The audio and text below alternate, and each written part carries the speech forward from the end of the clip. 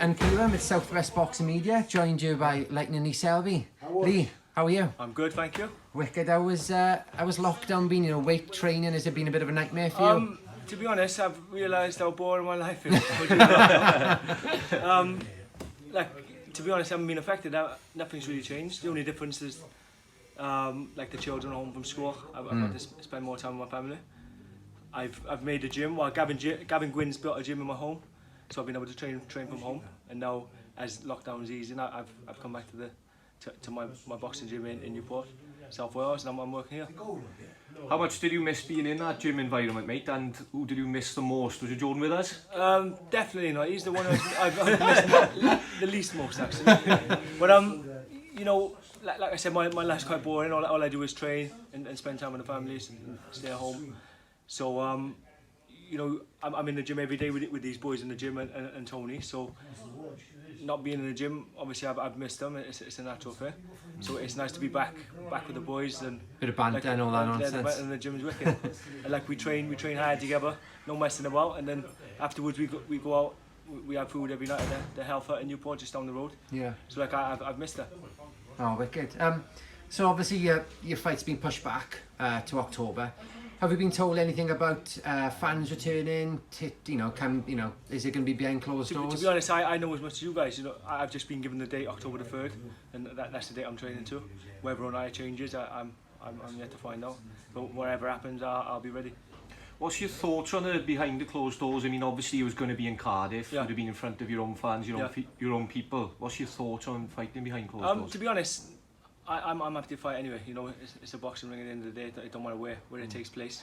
But the idea of it being in Cardiff was for the home advantage, the home crowd like favouring me, cheering for me, and it makes a difference in a fight. So if it ends up taking place behind closed doors, you know, the home advantage goes out the window, and I might as well be fighting out in Australia where he's from. Oh, wicked. Do you think it gives him any sort of edge if it is behind closed doors, or do you think it is what it is? Mentally, it'll give him an edge, you know, because when you're in a fight and you're the away fighter, whenever the home fighter throws a punch, the crowd goes crazy, and it can play tricks in your head if you're not really experienced. If you're an experienced fighter, I don't think it matters. Yeah, you're right, mate. Now, what do you make of Kombosos as a fighter, and what do you know about him, Lee? He's a good fighter. He's got very fast hands. It looks like he can punch a bit. He hasn't boxed at a very high level, but what he's done everything like right so far. And I shared the ring with him back in it might have been 2017 or 2018, about 2 years ago in the Wildcard. I watched him spar beforehand, and he looked very good. When I got in the ring, it was just like normal sparring. He was quite competitive. He had nice fast hands and decent boxing ability. He come forward, I boxed on the back foot, and that's why I see the fight playing out. Now, when you have sparred with somebody who you're going to be fighting now as a future opponent, sometimes opponents will say, you know, for mind games, they'll try and say about the sparring. Has he done any of that? Has he brought up that sparring you had? We had an e-press conference with Eddie Hearn, and the sparring was brought up. I told Eddie Hearn, just like what I said to you, that it was just like normal sparring. And then Eddie Hearn said, right, Selby said it was easy work, trying to instigate an argument. And then Not like Eddie. Then Kombosos said that he had me running all around the wildcard and shook me to my boots every time he hit me. So all that's done is just give me more confidence, knowing that he must be insecure to think that's what happened in the sparring. Yeah. If that did happen, I'd be the first to hold my hand up. It'd make for a more interesting fight with the fans. They'd want to see him more. If I said, I'd say, listen, he done me in sparring, but I'm going to do it in a fight. But it didn't go out like that. Didn't play like that. Do you study opponents? Do you watch video clips back? You're the type of boxer that does that, or no. Do you just concentrate on you? I just concentrate on myself. I get myself in the best possible shape. I do look at my opponents briefly just to see what style they got, whether they're like a come forward aggressive fighter or box on the back foot. But I don't really like go into depth studying them. It's something I've never done. You mentioned the interview that you both did with Eddie there. Yeah. I mean, what do you think of him? Is he just very confident, or is it a bit of arrogance in him? What do you think? He seems confident and arrogant. And like I said in the press conference, he was going on about his Australian fans and stuff. I've had boxing fans from Australia message me like literally years ago, before I knew who Kombosos was, and they were saying, please knock out Kombosos. He's the most hated fighter in Australia, and that was before I even knew of him. So I don't know. He must be a cocky guy. But when I seen him in the gym, he was just like a normal fighter. He was just on the side of the ring. He didn't have no arrogance about him or no like air of confidence. Just like a normal fighter in the gym. Yeah. I mean, without giving the game plan away, I mean, how do you see the fight going? Well, if you look at my fights, they usually go the same way. I come out, I box on the back foot. I try to break the opponents down, and then once I see that they're broken down and they're starting to slow, I'll try and put a run on them. If and when you get the job done against Kombosos, obviously there's a massive fight to wait in with the winner of Lopez and Lomachenko. Yeah. What are your thoughts and predictions on that fight? I think it's a lot closer than most people are scoring the fight, because you know Fimo Lopez, he's a very good boxer. He was a good amateur. He haven't had many professional fights, but neither is Lomachenko. But he holds the power, and like with a power punch, they can turn a fight around like with one shot. He could be behind on points going into the 12th round. One big power shot can change the fight. So he's always going to be in the fight, and I see it. I'd have to score like a 60-40 to Lomachenko, but anything can happen on that. Yeah. I mean, apart from Loma, I mean, we've got him we see him as the man of the division. Yeah. Apart from Loma and yourself, obviously, who do you see as the guy of the division? There's loads of top There's fighters. lift, isn't it? That? Yeah, stacked in the There's divisions. like I'm sort of like at the back end of my career. I'm 33. Like I'm a young 33. I look after myself. I train every day. But like there's loads of like prospects coming through, like Ryan Garcia, Devin Haney, and like Fimo Lopez. They're all the youngsters coming through now. Whereas I'm like I said, the older guy in the division. But I'm like I've got a body of a 15-year-old. Like I keep myself in shape all the time. I'm always training, and I'm very experienced. With the Lopez and Loma, I mean, stylistically, is there one of the two you would prefer to fight, or you think would suit you better in a fight, or you just happy to go with? I'm happy to fight the winner. You know, it'll be a super fight, and that's what every boxer dreams to be involved in. You know, the winner of that fight will be the man of the division, and could possibly be the man of boxing, because you know, a lot of boxing fans score like rate Lomachenko as the pound for pound best. So if Fimo Lopez beats him, he has to be the pound for pound best.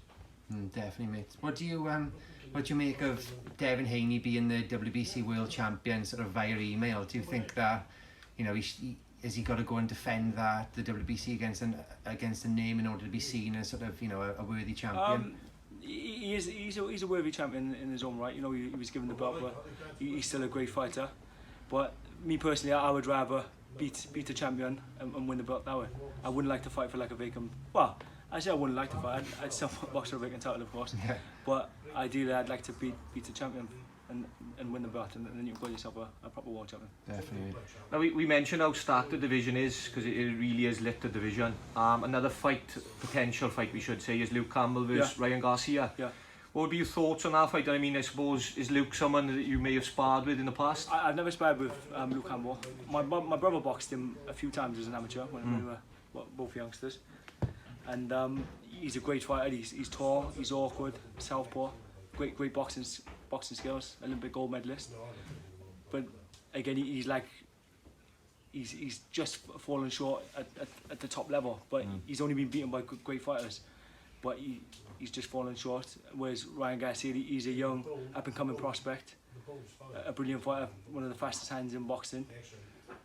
So again, I'd have to score that a 60-40 to Garcia, but again, anything can happen in boxing. Do you think, what about that experience, as we mentioned there, the Luke Campbell? I think if we were going to edge towards Luke Campbell, we'd be looking at the experience that he's already had. I mean, with Garcia, is this sort of the first big acid test for him, would you say? It would be his big test, but like look what he's done so far to all his previous opponents.